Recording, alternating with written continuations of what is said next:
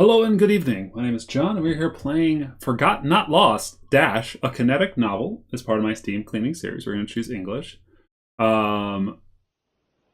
This is where I play all my games in my Steam library, eventually, then arbitrarily rate and review them after just leave it a playtime. Now, I don't quite know what this game is, but since the name is called a Kinetic novel, I'm going to take the wild guess that it's a Kinetic novel.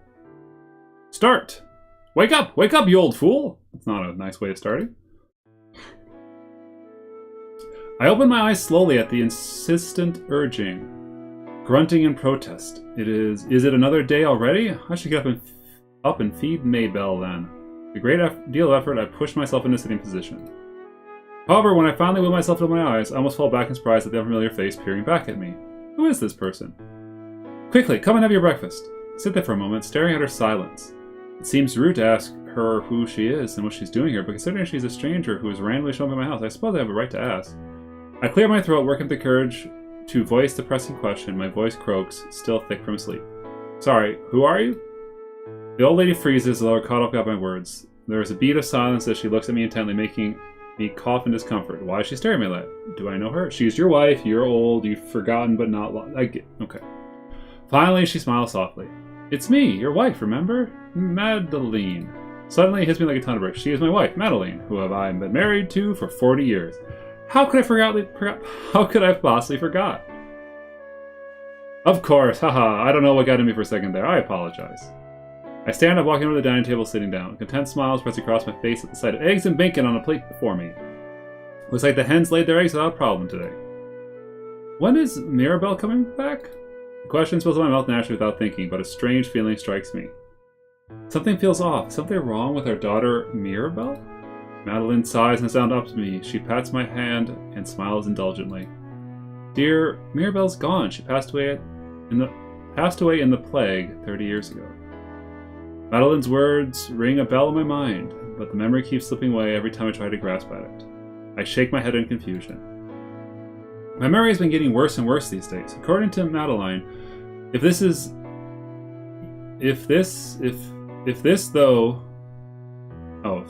thought is even, I can't read today, if this thought's even correct in the first place, my memory is failing me on the extent where I'm sometimes unable to recall what I had for breakfast just moments after I finish eating. Remember to use your knife when you're eating, dear. Madeline places a knife in my hand and smiles encouragingly. I try to move both hands together at the same time. For some reason, one hand is exasperatingly less responsive than the other. I let out a frustrated sigh when my knife falls onto the table to clatter after my fifth failed attempt. Madeline sighs softly before moving to sit next to me instead. She briefly squeezes my hand in comfort gesture and reaches for the fork and takes the knife from me. Carefully, she cuts the food up in little pieces.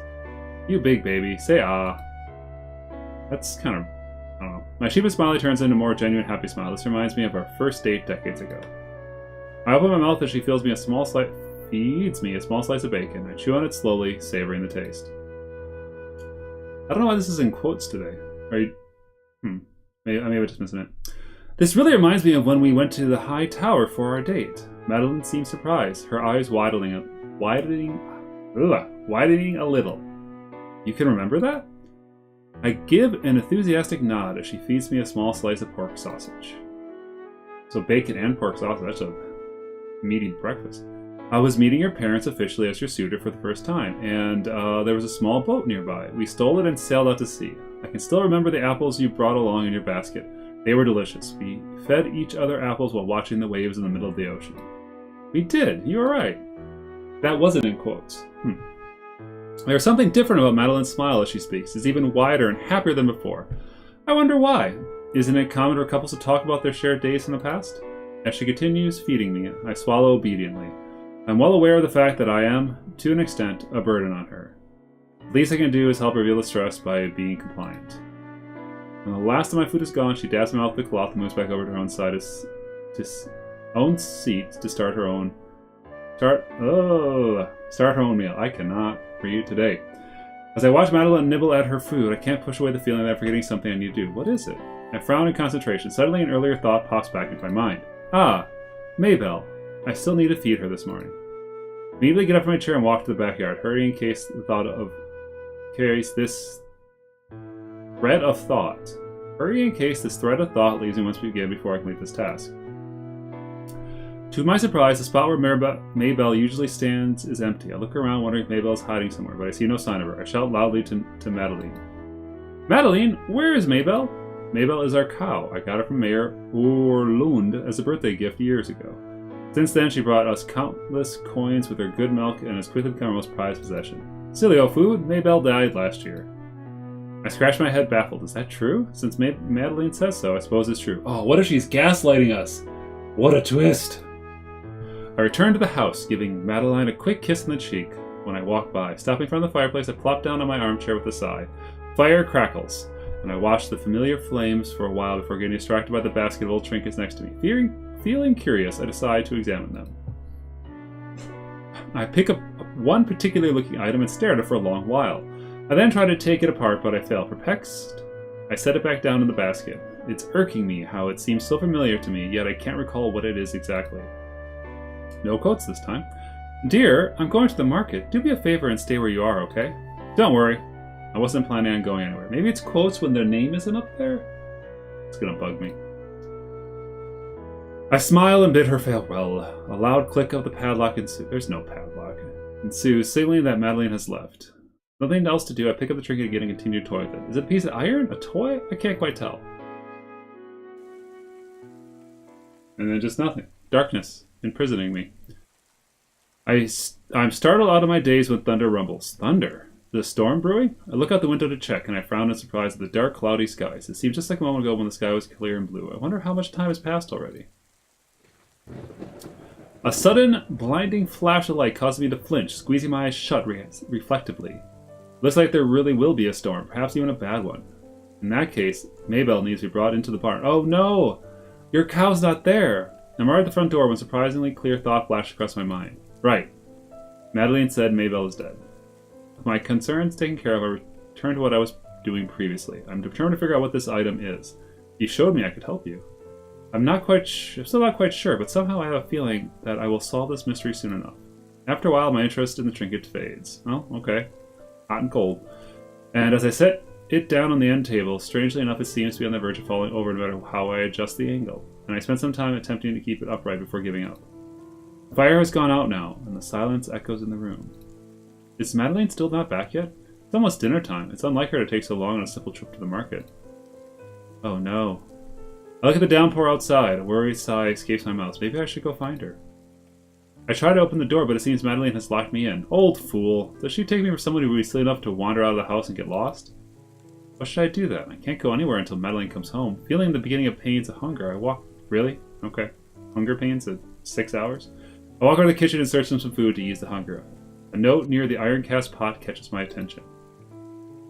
The water in this pot is hot. You can use it to drink your favorite tea. The tea tin is in the drawer, second from the bottom. Love, Madeline. How considerate. Now I can enjoy my tea while waiting for Madeline. I smile and take the tea tin from the drawer before making my own cup of tea. I lean back in my armchair, sipping the tea. The smell of the rain gradually seeps into the house, and even the warmth of the tea fails to ward off the cold. I stare into the unlit fireplace, shivering. Maybe I should relight it after all. Where are my matches? Ah, right. I always keep some matches in my dresser just in case I need to light an oil lamp and wake up in the night to get something. Digging in the drawer, I take out matches, striking before throwing it into the fireplace. That's not the best way of doing that. Okay, worked well. The fireplace crackles into life, and I stroke it with the fire post. No, stoke it, not stroke. With the fire poker until it's warm, comforting flame. So I feel bad. I usually, diss a lot of visual novels for their writing style, and this one doesn't have a lot of errors that I've seen. I'm just unable to read today. It's been a long day. Satisfied, I go back to my comfortable sitting position, but for the life of me, I can't remember what I was doing just now before lighting the fire. I rub my temples tiredly, annoyed at myself. For some reason, as of late, I keep forgetting my actions the second I turn my head. Ironically, I can recall things in the past in vivid detail. A great deal of my past, in fact. Though on the bright side, I suppose at my age, there's no point about thinking about recent things anyway. You mostly want to joke about the good old days, reminiscing about the brightest hours and the wildest moments of your journey on this earth before eventually all comes to an end, as all things do. Sad.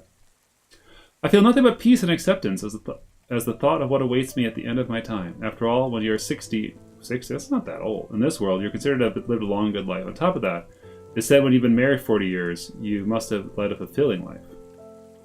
But by this standard, I should have no regrets. After all, Madeline and I had a wonderful, loving marriage for decades. We even had a child together who brought meaning and joy beyond all imagination to our life, despite the fact that she died in the plague a long time ago. Or maybe not even that long ago. I can't be that certain.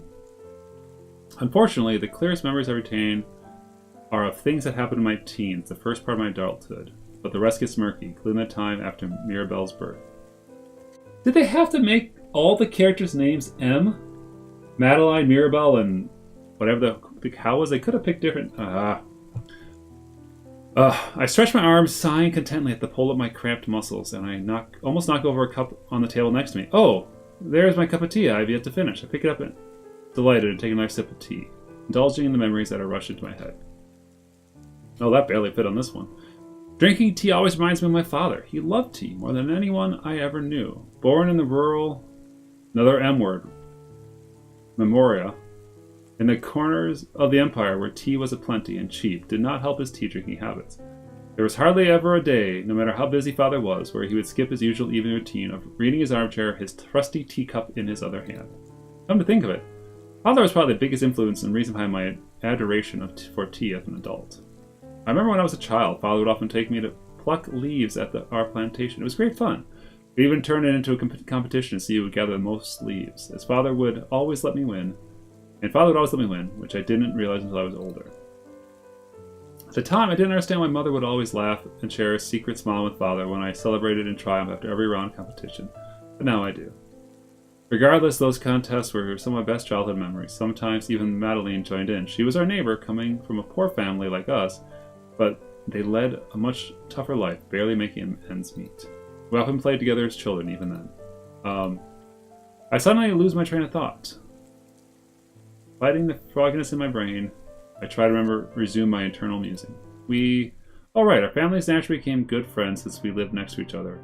And seeing their struggles, my family would frequently lend them money, especially during the difficult months when they couldn't even afford food.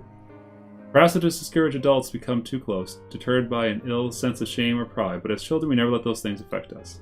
Madeline and I spent most of our free time together, making up games, entertaining ourselves, and getting each other into trouble. We were almost inseparable pair of best friends.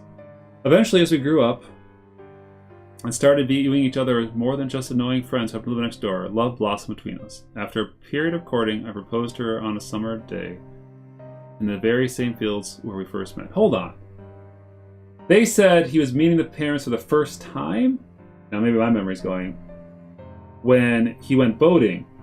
But this is clearly he's an unreliable narrative here. We got married in a small ceremony, nothing grand but still beautiful in a simple way. Afterwards, when faced with the choice of moving to a bigger town for a chance at better jobs or staying behind in Memoria, we decided the latter to take care of our aging parents. In the end, it turned out to be the wiser decision. When our parents passed away, we inherited both their farms, and merging it together was more than enough to sustain our living and make up for the financial opportunities we missed out by choosing to stay in Memoria. Compared to most rural folks, we had it easy. Mirabelle, our baby girl, was born in the wee hours of a new year. She was bright and beautiful, with bubbly laugh and always spring in her steps. Yet, just as she had begun to go to school, aspiring to be a princess, tragedy struck. The cruel heavens brought a plague down upon the town, taking the lives of many. Mirabelle was one of the first to fall ill. It was a sickness that no physician could cure, and despite even traveling far and inviting the best physicians, Mirabelle never recovered. Mirabelle passed away in our arms one night as we wept, shaking with devastation and disbelief. We buried her with our favorite toys, sang a favorite lullaby, as our neighbors came to help bury her body. A great number of people in town dropped by to pay their respects and give their condolences. Everybody in Memoria loved Memoria. There was a dark period after Mira's passing where we seemed to drown in grief and could not surface. Our baby girl was gone. How could we live on? But life continued for us. We lived on. Eventually, we picked up the pieces. When we started to make regular donations to families who needed the money so that they could send children to school or get out of debt. Of course, we had since retired and could no longer afford to do so, but for a while there, bringing joy to other families and their children kept us going. In the end, even when we couldn't, we survived and got past Mirabelle's untimely death, but the wounds never fully healed. Mirabelle and I clung to each other even more, taking care of each other until the day we were will be united with Mirabelle. Curious. There are 4 achievements in this game. We're always here. I wait for you. We are family. I smile and finish my tea, setting it aside. Overwhelmed by this unexplained sense of exhaustion, I can't resist the urge to close my eyes. Madeline should be back from wherever she went. I'll rest until she returns. I hope Madeline will not be angry with me sleeping before dinner. I can't really explain why, but I just feel like sleeping more these days. My mother's last day flashed across my mind and was starting clarity. She also likes to sit in the same chair I'm right now, just watching the fireplace crackle and burn until sleep would put her under. One night she went to sleep after saying goodbye to us, and she never woke. She passed away peacefully in her sleep, a faint smile still on her face. My eyes are getting heavier now. Darkness envelops me, and I welcome it. The end. Oh. I force my eyes open groggily. A strange, inexplicable feeling washes over me. Is this a dream? I looked down at my hands impulsively. Maybe it was just wishful thinking, but they looked less wrinkled. As I turned towards the window to check the weather, spot a figure in the distance. Very familiar laugh rings out clearly, filling with a sense of warmth and happiness. The loud jingling clingies bring a smile to my face and reach out to figure in impatience. All of a sudden, the light around me dims drastically, causing me to yelp in surprise. Knock, knock. I jerked to a sitting position, cast my eyes fly up and around the court, darting around the room in confusion. Were they closed? I could have sworn I was looking out the window a moment ago. Was it all my imagination? I rubbed the sleepiness from my eyes and get off my feet unsteadily. This time, when I look at the window, a faint silhouette is gone. There's only a fiery sun hanging in the blue sky without a single dreary cloud for miles. There's not much sun. I suppose I really was dreaming. However, I can't shake the feeling that something isn't right. I sweep my gaze around the room. Is there something missing? No, more like someone. Ooh. My attempts at recollection are interrupted by a rapid knocking on the door. I found it in surprise. At a guest, I don't remember inviting anybody over. Maybe a business associate, or maybe it's Madeline's father coming to return us the money? I get my hand in the water in the sink. I quickly try to smooth down the bits of hair that are sticking out in wild direction to make myself seem more presentable before moving open the door. The tomato girl. Standing outside the door was a young lady dressed in an elegant gown, looking as she prepared for formal and important occasions. She peers at me expectantly with a friendly smile on her face the moment I open the door. Next to her, a little girl is clinging onto the hem of her dress with a doll that resembles her cow in her arms. I try to stifle a chuckle at her clothing. Is she wearing a tomato costume? How adorable. Okay. The story, I think I know where it's going. It's a visual novel. Kinetic novel, so there's not going to be any choices. I'm doing a terrible job reading it. It seems well written, not a lot of grammatical errors or anything like that. When it comes down to the penultimate decision of do I recommend it or not, it's hard to say right now. I don't see a lot of mystery or intrigue. It's going to be a sad story, I'm sure. But I mean, it's okay. I probably wouldn't recommend it. I'd probably recommend a book. It's just me, though. Sorry. Forgotten, Not Lost, a Kinetic novel. Cheers.